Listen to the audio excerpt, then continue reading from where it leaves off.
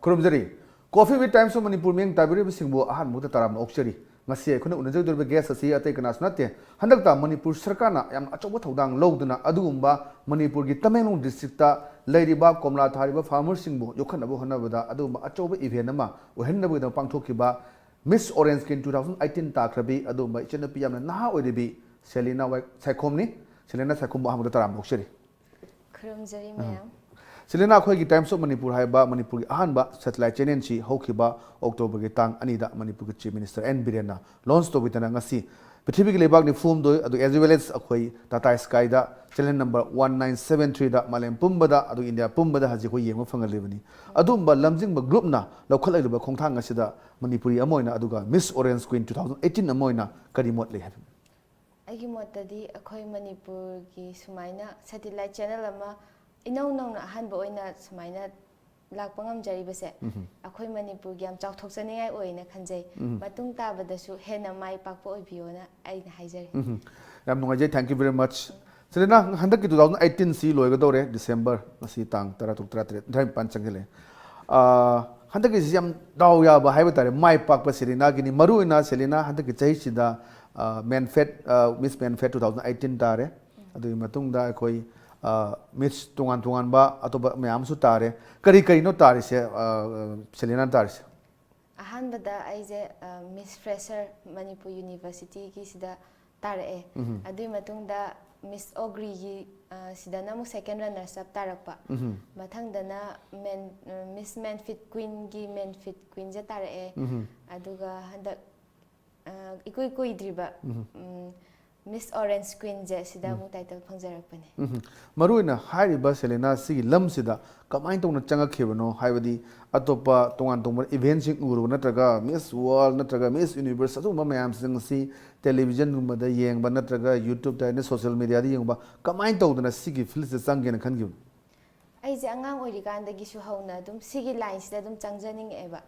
adubu aina class 10 lorakpaje sida papa da aina yauge beauty pageant kumbaje na haiba kanjida angang oimali nang lari khara tamgo na haiba ada sumai tawdana aise adu tardi ai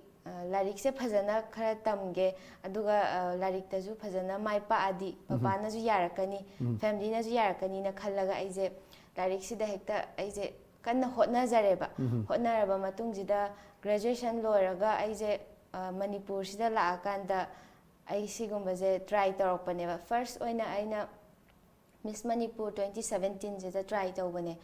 aduga marak sida aina sida lakpaje samai tawbane ai akhoi gi ai real chicheje magi mamanabi che Monica nam lei ma 2014 gi Miss Kutta first runner up tabaneba ada aina ju samaina khangba chiche ma ju samaina Miss Tara abanina ai chiche sida hangaga ai ju thokpa yani na khallaga mangondagi anamba idea si laure lauraga chiche jina wanda da Gyanan Academy da chatlo aduga groom tawro na haiba ada isu da Gyan da chatlaga phajana sumaina ai sumaina beauty pageant sida yawninge khotle Miss Manipur sida try first time oina tawninge khotle na hai ada phajana su groom tawbire ko aduga da Gyan makhada da Tenjing na ko ai wanda groom tawbire adui matungda mu aise Miss Manipur da thokcharakpane Shelina khangning isi aji schooling se krai kai tam e maruna phamning angani tungan tumba like ta su thawai yaure havina karamba kandagi kari school da laaga sigi stage box yoro khemno da habiru aise school janga or kanda di yamna di hongeba hadi papa se BSNL da leibanina samaina posting je mafam da tai Dimapur da bu tabane Manipur da orasu mafam tongan bada tabanina ahan bada khoi aina first ta tamakpaje Brighter Academy je sida nursery and KG tamaeba adui matung sida mu khoi je papa se mu Khangabok Thabal district da mu tareba posting aduda mu aise 11 to class 4 je asina mu Sophia English School da mu tawre adu matung sida class 5 sina mu New Public School na malaye Khangabok ta class 1 to 4 nang sai Sophia da 5 siju amuk tamba hore mayai chalakpa sida mu papa je amu Nagaland sida posting tai Dimapur da na haiba kan sida aise angang yam oina ju tammeba chahi ahum su phatri kandagi nursery je ka gibanina mamana ju chahi ama hanjallo nangje angang yam oimali na haiba sumai tawraga class 5 se dum loidana ai je Dimapur da chatle aduga Dimapur da mu admission tawamdai sida papa je mu Imphal da mu posting tara eba sumai tawdana class 5 to 10 je na mu Tiny Tots Unique School da adui matung sida mu ai je RK Sna Tombi da mu tamjare e aduga mu RK da loiraba matung da ai je Mount Carmel College sida ai je like tamba mu chang bane graduation ge adu matam je da moi ki ai je arts oina onthara ge na chang bane aduga arts se aina khara haina da ba hai tare ko isa ga chana da ba do hadi tam ge na tamadi isa ga chana ba tam bana phai ba aduna aina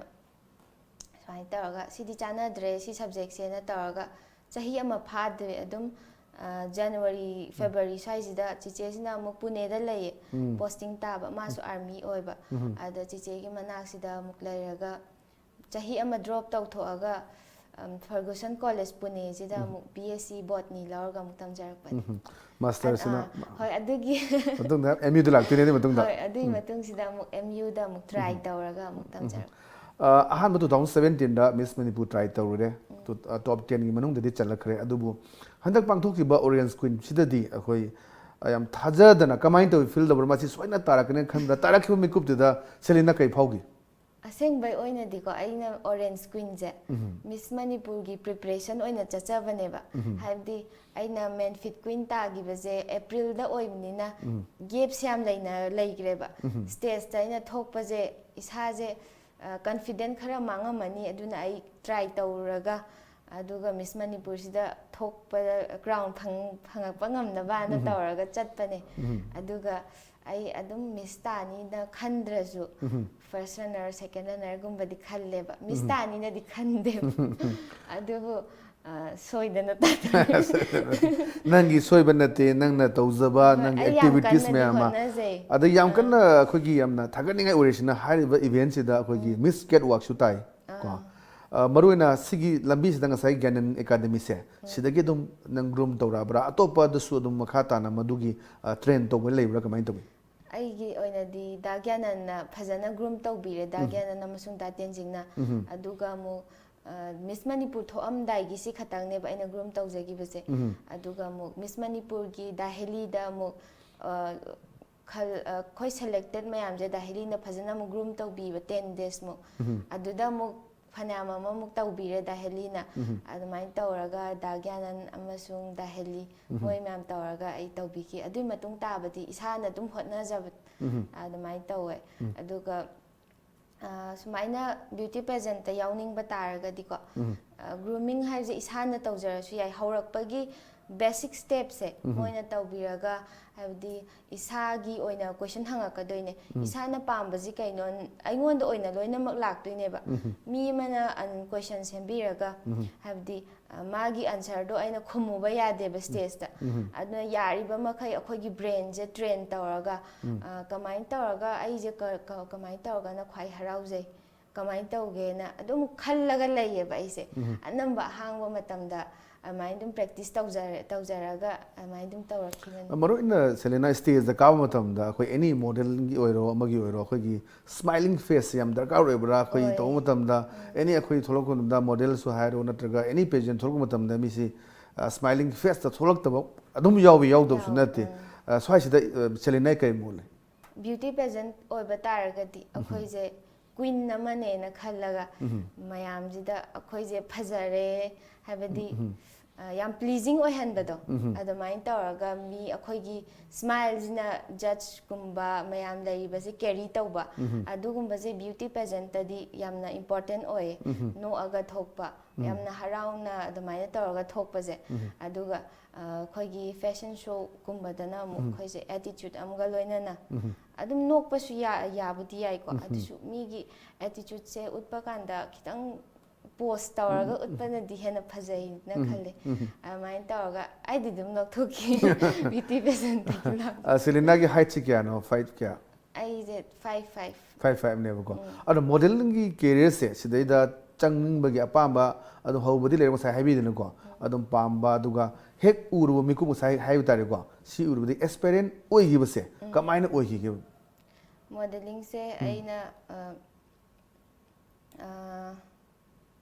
nang he uba mikub hai tar nang to gen khalak yuse nang television de khangde film de khangde kari yengu budagi aise thaina angang ori kandagi ko miss kut kumba adugumba se dum yengjara eba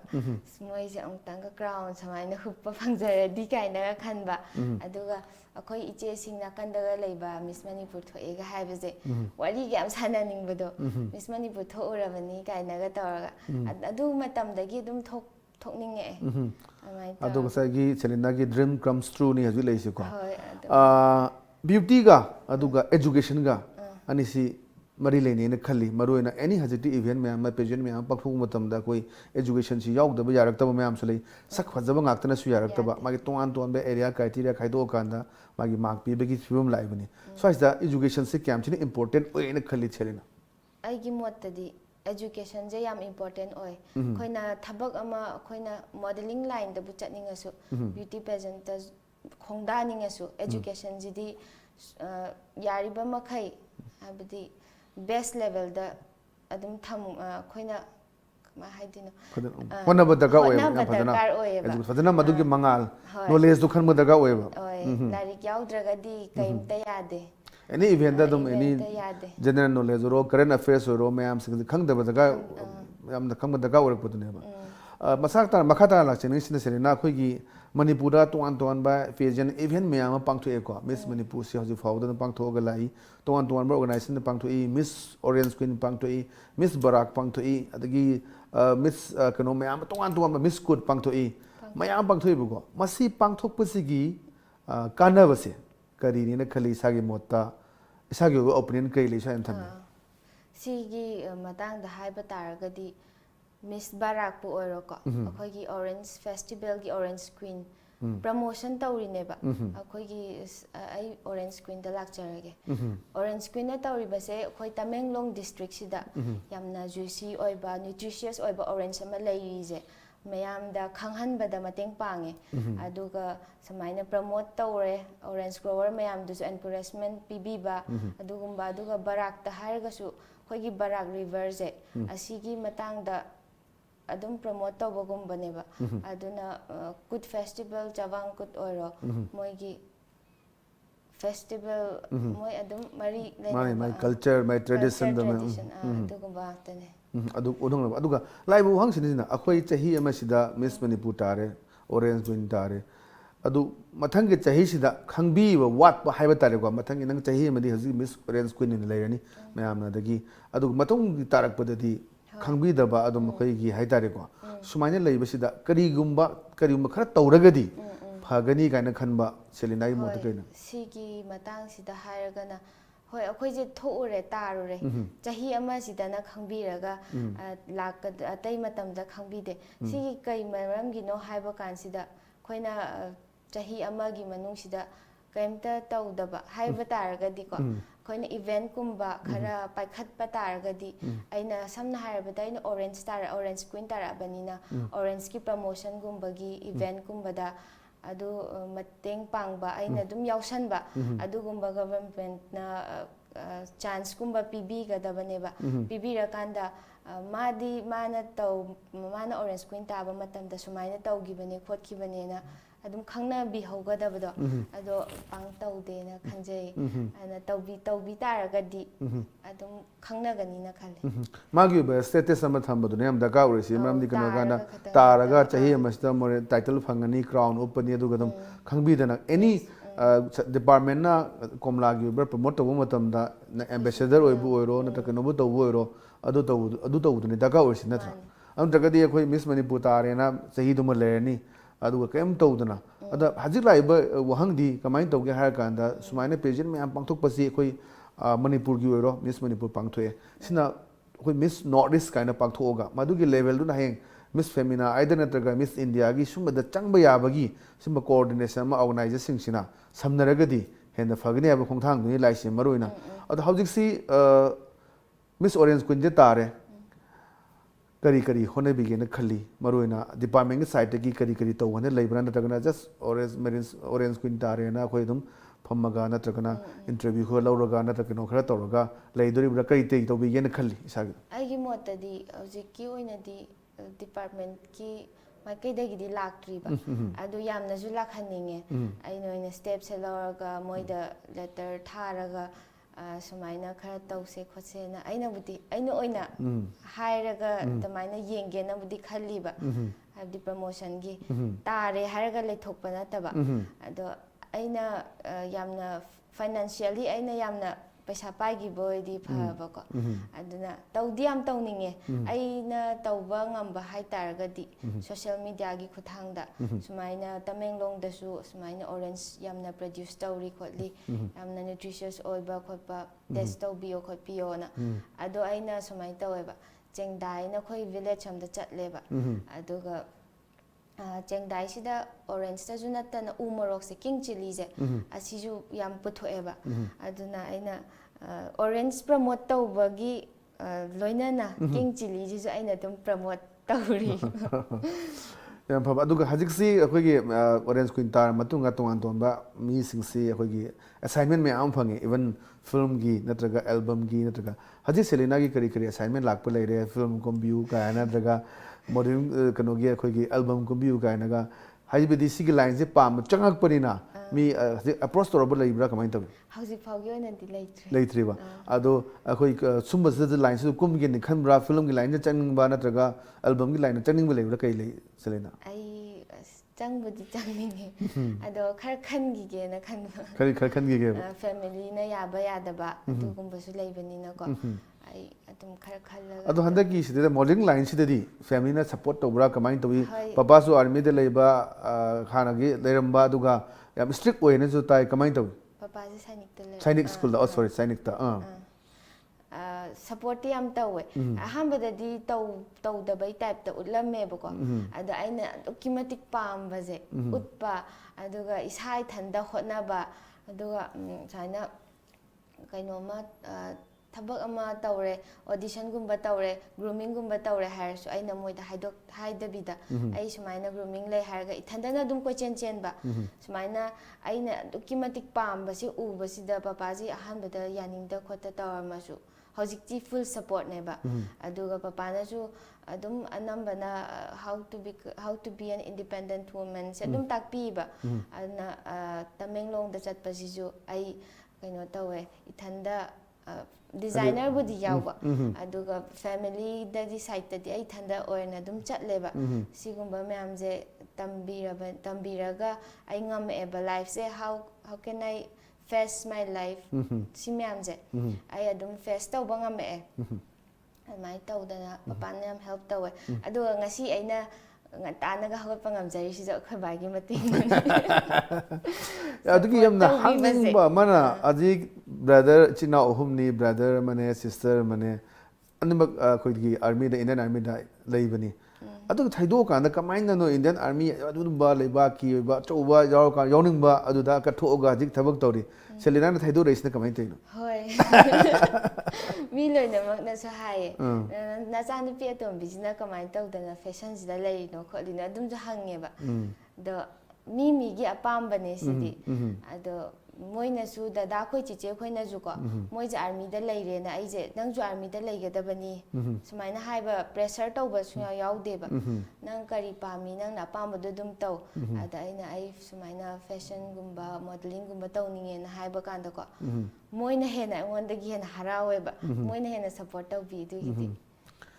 ꯃꯔꯨꯑꯣꯏꯅ ꯄꯄꯥꯗꯨ ꯁꯥꯏꯅꯤꯛ ꯁ꯭ꯀꯨꯜꯗꯒꯤ ꯍꯧꯔꯛꯄ ꯌꯥꯝꯅ ꯏꯁꯇ꯭रिꯛ ꯑꯣꯏꯕ ꯑꯗꯨꯒ ꯕ꯭ꯔꯗꯔꯁꯨ ꯑꯥꯔꯃꯤꯗ ꯀꯗꯥꯏꯗꯅꯣ ꯍꯧꯖꯤꯛ posting ꯇꯥꯏꯁꯦ ꯆꯦꯆꯦꯅ ꯀꯥꯏ posting ꯇꯥꯔꯦ ꯑꯗꯨꯒ ꯆꯤꯆꯦꯁꯤꯅ ꯄꯟꯖꯥꯕꯇ ꯑꯗꯨꯒ ꯗꯗꯥꯁꯤꯅ ꯑꯔꯨꯅꯥꯆꯜ ꯄ꯭ꯔꯗꯦꯁꯇ ꯂꯩꯕ ꯑꯗꯣ ꯃꯈꯥ ꯇꯥꯅ ꯍꯧꯖꯤꯛ ꯀꯦꯔꯤꯌꯔꯁꯤꯗ ꯌꯥꯝꯅ ꯁꯥꯡꯅ ꯆꯠꯀꯗꯕ ꯂꯩꯔꯤ ꯇꯨꯡꯒꯤ ꯄꯨꯟꯁꯤꯗ ꯁꯦꯂꯤꯅꯥ ꯀꯔꯤ ꯇꯧꯕ ꯄꯥꯝꯃꯤ ꯍꯧꯖꯤꯛ ꯁ꯭ꯇꯗꯤꯁ ꯃꯈꯥ ꯆꯠꯊꯈꯤꯗꯣꯔꯦ ꯍꯧꯖꯤꯛ ꯃꯅꯤꯄꯨꯔ ꯌꯨꯅꯤꯚꯔꯁꯤꯇꯤꯗ ꯊꯥꯔꯠ ꯁꯦꯃꯦꯁꯇꯔ ꯀꯣ MSc ꯂꯥꯏꯐ ꯁꯥꯏꯟꯁ ꯀꯣ ꯑꯗꯨꯗ ꯃꯈꯥ ꯇꯥꯅ ꯆꯠꯊꯔꯒ ꯀꯔꯤ ꯑꯣꯏꯒꯦ ꯇꯨꯡꯒꯤ ꯑꯁꯥꯗ what is your aim in life ꯑꯩꯁꯦ ꯃꯥꯁꯇꯔꯁꯦ ꯂꯣꯏꯊꯣꯛꯑꯒꯀꯣ ꯑꯗꯨꯝ ꯁꯥꯏꯠ ꯕꯥꯏ ꯁꯥꯏꯠ ꯑꯩ ꯐꯦꯁꯟꯒꯨꯝꯕ ꯁꯣꯒꯨꯝꯕ ꯊꯣꯛꯄ ꯈꯔ ꯑꯗꯨꯝ ꯑꯩꯅ ꯄꯥꯝꯖꯕꯅꯤꯅ ꯇꯧꯁꯨ ꯇꯧꯋꯦ ꯃꯃꯥꯡꯗꯁꯨ ꯑꯗꯣ ꯑꯗꯨꯝ ꯈꯔ ꯑꯗꯨꯝ ꯇꯧꯒꯦꯅ ꯈꯜꯂꯦ ꯑꯗꯨꯒ ꯑꯩ ꯑꯣꯖꯥ ꯌꯥꯝ ꯄꯥꯝꯖꯩ ꯑꯗꯨꯃꯥꯏꯅ ꯑꯉꯥꯡꯁꯤꯡꯒ ꯂꯣꯏꯅꯕ ꯑꯗꯨ ꯌꯥꯝ ꯅꯨꯡꯉꯥꯏꯖꯩꯌꯦꯕ ꯑꯩꯉꯣꯟꯗ ꯑꯗꯨꯃꯥꯏꯅ ꯑꯣꯖꯥ ꯑꯣꯏꯅꯤꯡꯉꯦ ꯑꯗꯨꯅ ꯑꯣꯖꯥ ꯑꯣꯏꯕ ꯉꯝꯅꯕ ꯀꯟꯅ ꯍꯣꯠꯅꯖꯒꯅꯤ ꯑꯗꯨꯒ ꯑꯩꯁꯦ ꯕꯣꯠꯅꯤꯅꯤꯅ ꯒꯥꯔꯗꯦꯅꯤꯡ ꯌꯥꯝ ꯄꯥꯝꯖꯕꯅꯤꯅ ꯑꯩꯒꯤ ꯃꯣꯠꯇꯀꯣ ꯑꯩꯈꯣꯏ ꯈꯔ ꯍꯌꯦꯡꯋꯥꯏ ꯕꯤꯖꯤꯅꯦꯁꯀꯨꯝꯕ ꯄ꯭ꯂꯥꯟꯠꯀꯨꯝꯕꯒꯤ ꯑꯣꯔꯒꯥꯅꯤꯛ ꯐꯥꯔꯃꯤꯡꯒꯨꯝꯕꯒꯤ ꯇꯧꯒꯦꯅꯕꯨꯗꯤ ꯈꯜꯂꯦ ꯌꯥꯝ ꯆꯥꯟꯅꯕꯅꯤ ꯑꯗꯩ ꯇꯧꯗꯣꯏꯁꯦ ꯑꯗꯨꯒ ꯂꯥꯏꯕ ꯋꯥꯍꯪꯁꯤꯅ ꯀꯩꯅꯣꯒꯤ ꯁꯦꯂꯤꯅꯥꯒꯤ ꯍꯣꯕꯤꯁꯦ ꯀꯩꯀꯩꯅꯣ ꯑꯩꯒꯤ ꯍꯣꯕꯤ ꯍꯥꯏꯇꯥꯔꯒꯗꯤ ꯒꯥꯔꯗꯦꯅꯤꯡꯁꯦ ꯑꯩꯅ ꯌꯥꯝ ꯄꯥꯝꯖꯩ ꯑꯩꯅ ꯀꯌꯥꯝ ꯄꯥꯝꯒꯦꯗ ꯑꯩꯁꯦ ꯄꯨꯔꯥ ꯐꯨꯜ ꯗ꯭ꯔꯦꯁ ꯁꯦꯠꯄ ꯂꯥꯛꯑꯒꯀꯣ ꯑꯗꯨꯝ ꯑꯩ ꯂꯩꯕꯥꯛꯇ ꯂꯩ ꯑꯅꯧꯕ ꯆꯥꯔꯒ ꯎꯕꯁꯦ ꯑꯗꯨꯝ ꯈꯣꯠꯇꯣꯛꯑꯒ ꯑꯗꯨꯝ ꯊꯥꯏꯌꯦꯕ ꯀꯩꯝꯇ ꯗ꯭ꯔꯦꯁ ꯁꯦꯠꯂꯦ ꯈꯣꯠꯂꯦ ꯈꯟꯗꯅ ꯂꯩꯕꯥꯛꯀꯁꯦ ꯑꯗꯨꯝ ꯀꯣꯏꯇꯩ ꯇꯩꯔꯒ ꯅꯍꯥ ꯑꯣꯏꯔꯤꯉꯩꯗ ꯍꯥꯏꯇꯥꯔꯦ ꯍꯥꯏꯗꯤ ꯍꯧꯖꯤꯛꯀꯤ ꯄꯤꯛꯏꯉꯩꯗ ꯍꯥꯏꯇꯥꯔꯦꯀꯣ ꯃꯣꯗꯦꯂꯤꯡ ꯂꯥꯏꯟꯁꯦ ꯄꯥꯅ ꯃꯤꯡꯁꯦꯟ ꯃꯃꯥꯡꯗꯒ ꯂꯦꯞꯄꯒ ꯄꯣꯖꯀ ꯇꯧꯕ ꯂꯤꯞꯁꯇꯤꯛꯀ ꯊꯥꯕ ꯇꯧꯔꯛꯄ꯭ꯔꯥ ꯀꯃꯥꯏꯅ ꯇꯧꯋꯤ ꯑꯗꯨꯝ ꯇꯧꯔꯛꯑꯦ ꯈꯣꯡꯎꯞ ꯑꯋꯥꯡꯕ ꯆꯥꯕꯣꯏ ꯆꯥꯗꯕꯣꯏ ꯑꯗꯨꯝ ꯌꯥꯝ ꯅꯨꯡꯉꯥꯏ ꯉꯁꯤ ꯁꯦꯂꯤꯅꯥ ꯇꯨꯡꯒꯤ ꯏꯁꯥꯗꯁꯨ ꯌꯥꯝꯅ ꯇꯣꯉꯥꯟ ꯇꯣꯉꯥꯟꯕ ꯐꯤꯜꯁꯤꯡꯗ ꯆꯪꯉꯛꯇꯅ ꯏꯚꯟ ꯃꯤꯁ ꯃꯅꯤꯄꯨꯔꯁꯨ ꯍꯟꯗꯛꯇꯤ ꯌꯥꯎꯕꯤꯔꯔꯣꯏꯅ ꯇꯥꯛꯄꯤꯔꯦ ꯃꯊꯪꯁꯦ ꯌꯥꯎꯕꯤꯔꯛꯄ ꯌꯥꯏ ꯇꯨꯡꯒꯤ ꯏꯁꯥꯁꯨ ꯃꯥꯏ ꯄꯥꯛꯅꯕ ꯊꯕꯛ ꯃꯌꯥꯝ ꯑꯃ ꯍꯣꯠꯅꯒꯦꯅ ꯈꯜꯂꯤ ꯂꯥꯛꯆꯅꯤꯡꯕ ꯋꯥꯍꯪꯗꯤ ꯑꯩꯈꯣꯏ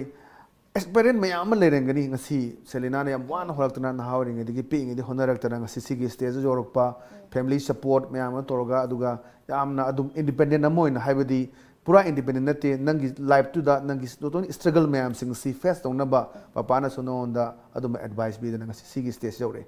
ꯑꯁꯤꯒꯨꯝꯕ ꯑꯦꯛꯁꯄꯦꯔꯤꯌꯦꯟ ꯃꯌꯥꯝ ꯑꯃ ꯉꯁꯤ ꯑꯣꯔꯦꯟꯖ ꯀꯨꯏꯟ ꯇꯥꯗꯅ ꯃꯌꯥꯝꯅ ꯈꯪꯅꯔꯤꯕ ꯁꯨꯃꯥꯏꯅ ꯄꯥꯝꯕ ꯃꯌꯥꯝ ꯑꯃ ꯂꯩꯔꯝꯒꯅꯤ ꯑꯗꯨꯝꯕꯗꯨꯗ ꯁꯦꯂꯤꯅꯥ ꯀꯔꯤ ꯃꯦꯁꯦꯖ ꯄꯤꯕꯤꯅꯤꯡꯉꯤ ꯑꯩꯅ ꯄꯤꯅꯤꯡꯕ ꯃꯦꯁꯦꯖꯇꯤ ꯌꯥꯝ ꯂꯩ ꯑꯗꯨ ꯑꯃ ꯄꯤꯔꯒꯦꯀꯣ ꯄꯤꯕꯤꯌꯨ ꯑꯗꯨꯝ ꯑꯩꯈꯣꯏ ꯏꯁꯥꯅꯕꯨ ꯌꯥꯝ ꯄꯥꯝꯃꯕ ꯑꯗꯣ ꯍꯣꯠꯅꯕꯁꯦ ꯏꯁꯥꯅꯕꯨ ꯌꯥꯝ ꯄꯥꯝ ꯇꯥꯔꯗꯤ ꯑꯩꯈꯣꯏꯅ ꯍꯣꯠꯅꯕꯁꯦ ꯁꯨꯡꯂꯦꯞ ꯂꯦꯞꯇꯅ ꯄꯣꯠ ꯑꯗꯣ ꯐꯪꯗ꯭ꯔꯤ ꯐꯥꯎꯕ ꯍꯣꯠꯅꯕ ꯇꯥꯔꯒꯗꯤ ꯑꯩꯈꯣꯏ ꯅꯣꯡꯃ ꯅꯠꯇ꯭ꯔ ꯅꯣꯡꯃꯗꯤ ꯁꯨꯡꯁꯣꯏ ꯁꯣꯏꯗꯅ ꯃꯥꯏ ꯄꯥꯛꯄ ꯄꯨꯔꯛꯀꯅꯤꯕ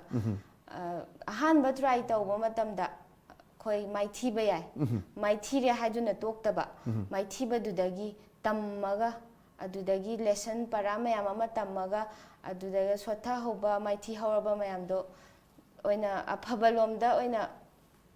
ꯊꯝꯃꯒꯀꯣ ꯃꯥꯏ ꯄꯥꯛꯄ ꯄꯨꯔꯛꯄ ꯉꯝꯒꯅꯤꯅ ꯑꯩꯅ ꯈꯜꯂꯦ ꯑꯗꯨꯒ ꯊꯕꯛ ꯑꯃ ꯇꯧꯕ ꯃꯇꯝꯗ ꯑꯩꯈꯣꯏꯒꯤ ꯀꯩꯅꯣꯁꯦ ꯂꯥꯏꯔꯤꯛ ꯑꯦꯖꯨꯀꯦꯁꯟꯁꯦ ꯑꯁꯤꯁꯨ ꯑꯗꯨꯝ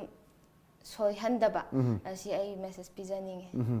ꯌꯥꯝ ꯅꯨꯡꯉꯥꯏꯖꯩ ꯉꯁꯤ ꯁꯦꯂꯤꯅꯥꯒꯤ ꯆꯤꯜꯂꯕ ꯃꯇꯝ ꯀꯥꯏꯊꯣꯛꯄꯤꯔꯒ ꯇꯥꯏꯝꯁ ꯑꯣꯐ ꯃꯅꯤꯄꯨꯔꯗ ꯂꯦꯡꯕꯤꯔꯛꯇꯅ ꯀꯣꯐꯤ ꯋꯤꯠ ꯇꯥꯏꯝꯁ ꯑꯣꯐ ꯃꯅꯤꯄꯨꯔꯗ ꯁꯔꯨꯛ ꯌꯥꯕꯤꯗꯅ ꯀꯃꯥꯏꯅ ꯇꯧꯅ ꯍꯧꯔꯛꯈꯤꯕ ꯀꯔꯝꯕ ꯁ꯭ꯇ꯭ꯔꯒꯜ ꯃꯌꯥꯝ ꯊꯦꯡꯅꯈꯤꯕ ꯑꯗꯨꯒ ꯃꯌꯥꯝꯗꯣ ꯊꯦꯡꯅꯔ ꯃꯇꯨꯡꯗ ꯉꯁꯤ ꯃꯥꯏ ꯄꯥꯛꯄꯤ ꯑꯣꯔꯦꯟꯖ ꯀꯨꯏꯟꯒꯤ ꯇꯥꯏꯇꯜ ꯐꯪꯗꯅ ꯑꯗꯨꯒꯨꯝꯕ ꯃꯌꯥꯝꯅ ꯁꯛꯈꯪꯕ ꯑꯃ ꯑꯣꯏꯕ ꯇꯨꯡꯒꯤ ꯑꯁꯥꯗꯁꯨ ꯁꯦꯂꯤꯅꯥꯅ ꯈꯟꯕꯤꯔꯤꯕ ꯃꯪꯂꯥꯟꯁꯤꯡ ꯑꯗꯨ ꯃꯥꯏ ꯄꯥꯛꯄ ꯑꯣꯏꯕꯤꯌꯨ ꯑꯗꯨꯒ ꯃꯈꯥ ꯇꯥꯅꯁꯨ ꯁꯦꯂꯤꯅꯥꯒꯤ ꯃꯥꯏ ꯄꯥꯛꯄꯗ ꯇꯥꯏꯝꯁ ꯑꯣꯐ ꯃꯅꯤꯄꯨꯔꯅ ꯎꯅꯖꯗꯅ ꯋꯥꯔꯤ ꯁꯥꯟꯅꯕ ꯇꯥꯟꯖꯥ ꯂꯧꯖꯒꯦ thank you very much for coming to our so thank you ꯉꯁꯤꯒꯤꯗꯤ coffee with times of Manipur ꯃꯇꯥꯡ ꯑꯁ꯭ꯋꯥꯏ ꯂꯣꯏꯁꯤꯟꯖꯔꯦ ꯃꯤꯠꯌꯦꯡ ꯇꯥꯕꯤꯔꯤꯕꯁꯤꯡꯕꯨ ꯑꯃꯨꯛ ꯍꯟꯅ ꯈꯣꯏꯔꯝꯖꯕꯒ ꯂꯣꯏꯅꯅ ꯀꯥꯏꯅꯅꯕ ꯊꯝꯖꯔꯤ